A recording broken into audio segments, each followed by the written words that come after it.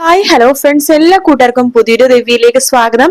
അങ്ങനെ വന്ദനയെ വളയ്ക്കാൻ തന്നെ മനോഹർ തീരുമാനിക്കാട്ടോ. അപ്പൊ വന്ദനയ്ക്ക് മെസ്സേജ് അയക്കുന്നുണ്ട്. വന്ദനയ്ക്കും ഭയങ്കര സന്തോഷമാവാണ്. വന്ദന റിപ്ലൈ ഒക്കെ കൊടുക്കാണ്. വീട്ടിലെത്തിയ വന്ദന തലയിൽ വെച്ച വിഗ് ഒക്കെ മാറ്റുന്നുണ്ട്. കണ്ണിൽ വെച്ച കൺപീലിയൊക്കെ മാറ്റി ഒരു ആണിന്റെ രൂപത്തിലേക്ക്, അത് വരുണിന്റെ രൂപത്തിലേക്ക് മാറുവാട്ടോ വന്ദന. ശരിക്കും പറഞ്ഞാൽ ഡബിൾ റോളിലാണ് വരുന്നത്.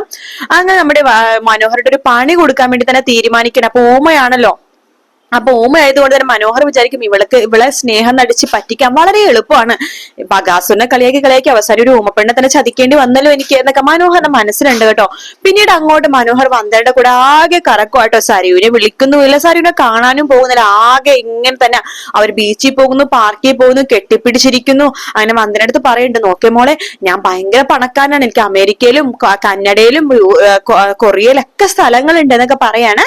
ആ സമയത്ത് വന്ദന പറയുന്നുണ്ട്, വന്ദനയുടെ അച്ഛനും ഭയങ്കര പണക്കാരനാണ്, ഏട്ടനും അതുപോലെ വന്ദനയൊക്കെ ഒരുപാട് സ്വത്തുക്കളൊക്കെ ഉണ്ടെന്ന് പറയണം, ആക്ഷൻ വഴി പറയണം. അപ്പൊ മനോഹരത്ത് പറയേണ്ട കല്യാണത്തിന് മുമ്പ് തന്നെ ഞാൻ എല്ലാം ഏട്ടന്റെ പേരിൽ എഴുതി തരാമെന്ന് വന്ദന പറയുമ്പോ മനോഹർ അതിൽ വീണ് പോകുക കേട്ടോ.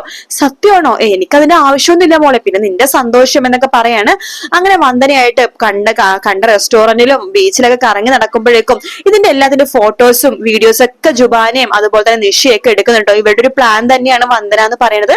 കാരണം ഇങ്ങനെ പോണ ഒരാളെ കറക്റ്റ് ആയിട്ട് സരയുവിനെ കാണിച്ചെടുക്കണം. സരയു മാത്രങ്ങൾ സുഖിച്ച് ജീവിക്കണ്ട, അവളും അറിഞ്ഞോട്ടെ, അവൾക്കും തലക്ക് പ്രാന്ത് പിടിച്ചോട്ടെ എന്ന് വിചാരിക്കുകയാണ്.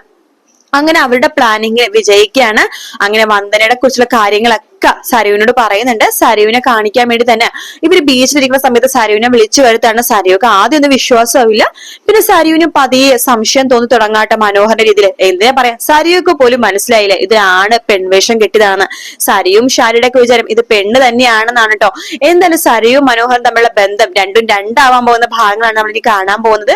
വീഡിയോ ഇഷ്ടപ്പെടുകയാണെങ്കിൽ ലൈക്ക് ചെയ്യാനും സബ്സ്ക്രൈബ് ചെയ്യാനും കമന്റ് ചെയ്യാനും മറക്കല്ലേ. മറ്റൊരു വീഡിയോ ആയിട്ട് കാണാം. Take care, bye bye.